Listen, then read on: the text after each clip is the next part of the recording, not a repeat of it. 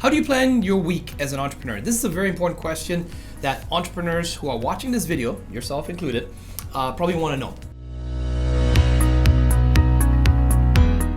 This is Josh Spurrell. He is the founder of Spurrell and Associates, and myself, Desmond Soon, and combined together we have about 56 years worth of business experience as business consultants.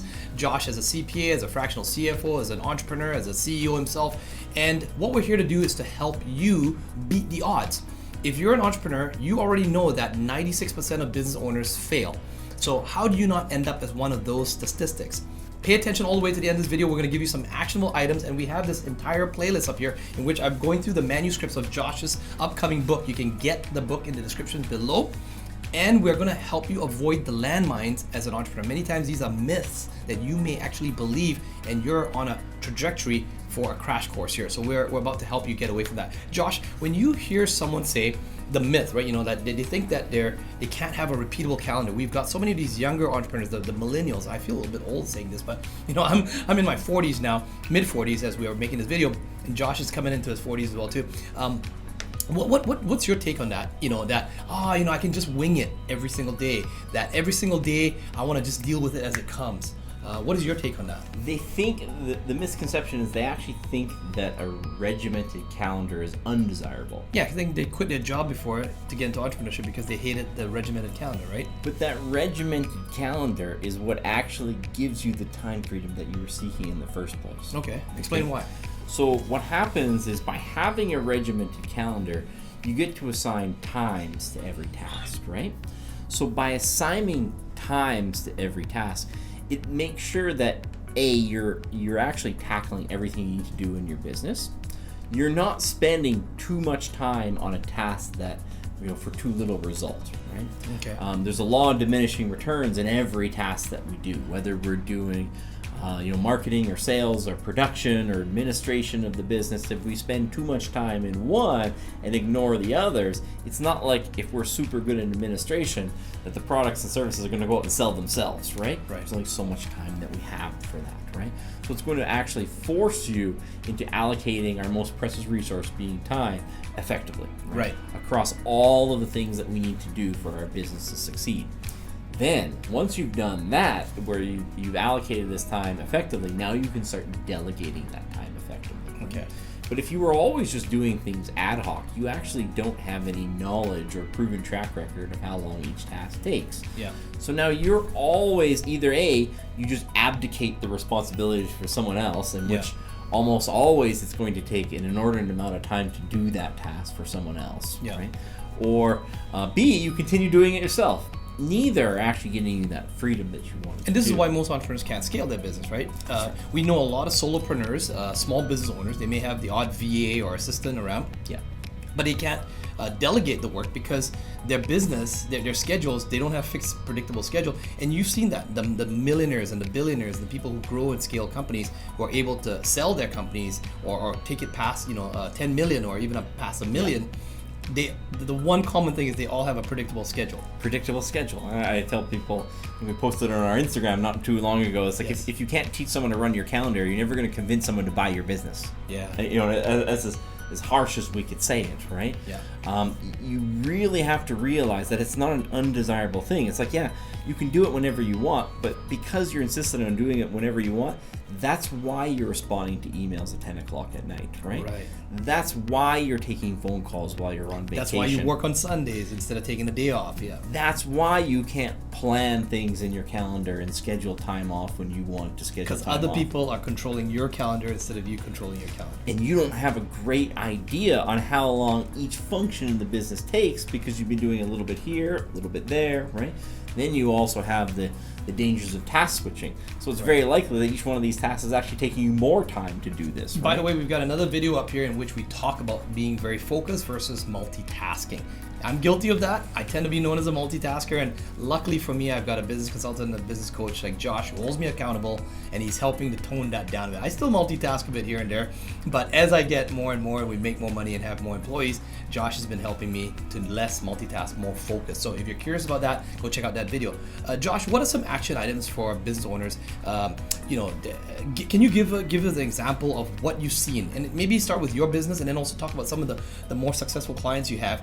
What do their schedules, and give a variety of different industries? What does it look like? What's a standard day look like? What does a standard week look like? Well, this is good. Like in the Business Bootcamp, we always put my schedule up on the calendar, up on the screen, alongside Kevin, who's Sherwood Park's top electrician, right? And even though I'm a CPA and he's an electrician, there's a lot of similarities between our calendars, right? I mean, when you think about it, there's a few basic functions that it has to have. You have to have time to do marketing. Okay. That's one of the misconceptions. People think you can do marketing, once a year or when you're short on clients. No, you got to do marketing all the time. If you want it to work, you better not ever, take your foot off that accelerator. What's that cadence? What's that frequency? Once a week, twice a week? I would say marketing you need weekly. Right? Weekly, okay. You need at least one slot to do marketing. Okay. Right. Then you need time in your calendar to do sales. Right. Of course. I think that's probably the biggest one. That's going to be different in different industries. Some businesses will succeed, very well with 10 customers, and some need 1,000 customers. Right? True. So the different allocations of how they're going to do sales. And are you the only person in your business doing all the sales and closing? Hopefully not, right? Some of the sales some businesses is going to be done, face to face. Some of it's going to be done on the phone. Some of it's going to be done exclusively online. Sometimes it's going to be a hybrid of all three of those, right? Right. But you need time to do sales regardless. Okay. Now you have sales. Now you need actual time to do production. Right. Okay. Whether that's a service or you're making a physical product, there's still that production service element delivery, of what you're doing, right? Then you need actual time to actually find the people to scale this business, right? For recruiting. Okay? Yeah, HR recruiting, Then you need time to actually train the people in your business. If you want them to stay and get better, you need time to train. Do you invest time one-on-one with your staff, or do you do group trainings? Both. How do you do? Okay. Both. And I think you need time to do both. Yeah. I would suggest at least 2 hours every single week. Yeah. 1 hour to do group, 1 hour to do one-to-ones, right? That's the same with sales coaching as well too. I have another mentor, and I've done a lot of sales. I've trained thousands of individuals around the world, and I have another video even on my YouTube channel where we talk about sales coaching. And I encourage people to do group coaching as well as also one-on-ones, and you'll see a significant increase in your conversions. So that training time is blocked out is important. Then you need administration. Yeah. Right? You need time to actually pay the bills, do the paperwork, right? Yeah. And sometimes you can steal this administration time on actually doing some business development, getting your product services better, writing systems, checklists, and templates, right? Right. So we need to do marketing. We need to do sales. We need to do production. We need to do recruiting. We need to do training. Yeah. We need to do administration. Regardless of what business that you're in, you have those 6 functions. What about finance or legal things? I would lump that in with administration. You're probably not meeting with your lawyer, every week, right? But you need certain time blocks in your calendar that you can actually put a meeting time in there with your lawyer, right? And you should. What about a business coach? Do you block out time for that? Or someone outside of your business, where once a week you have an accountability partner, or a business coach, or a business consultant that you meet with, or a mastermind you join. What do you recommend for that? 100%. Some people will classify it as a lot of times that's a part of growth of the business. That's a part of marketing, right? Yeah. But that's one of those things that you want to put in there. But you need to look at these basic functions of your business, actually stick them on a calendar, and that's how you're going to manage your week as a business owner. We talk about Harvard Business Review, for example. This isn't how I feel. Harvard Business Review has followed successful CEOs around, and 75% of their time is planned in advance. Yep. So you're trying to do it ad hoc, and don't fall into the trap thinking that, once I get bigger, then I can become disciplined and organized. No. You will never get bigger until you become disciplined and organized. It's no different than the example of the person that says, I want to lose weight, and they're saying, once I lose weight, I'll go to the gym. Yes. If you don't have the discipline to go to the gym, or to just stop eating all the carbs and the foods and the stuff that got you fat in the first place, you'll never lose weight. You'll never go to the gym. Right. They don't have all these resources and team members and cash because someone gave it to them, and then they got that discipline, right? Right. They started with it, and that's why they gathered those resources. Right? Yeah. They attended to all areas of their business, because businesses, it's like the monkey at the circus holding the plates, and we have all 6 of those plates, and we need to keep them all spinning, right? We can't let one fall. Yes. The show's over if one of them falls, right? Right. We have to keep all of them spinning at one time. We need time to respin them every time. Well, another mentor of mine, he uses the phrase be, do, have. You got to be you got to be the successful entrepreneur first. You got to do what they do first. What entrepreneurs, successful entrepreneurs do.